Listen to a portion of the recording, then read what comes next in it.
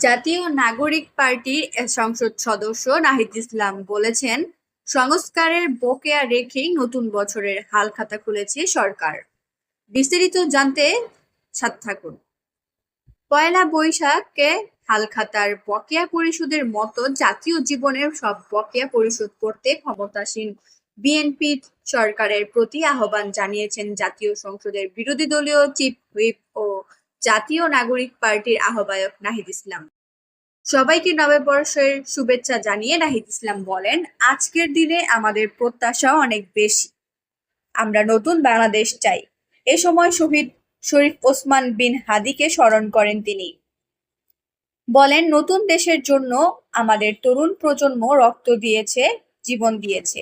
এনসিপির আহ্বায়ক নাহিদ ইসলাম বলেন, নববর্ষের এই দিনে পহেলা বৈশাখে হালখাতা খোলা হয়, যেখানে সব বকেয়া পরিশোধ করা হয়। আমরা চাই জাতীয় জীবনে আমাদের যত বকেয়া রয়েছে সেই বকেয়া যাতে পরিশোধ করা হয়। সেই বকেয়া হচ্ছে জুলাই সনদ।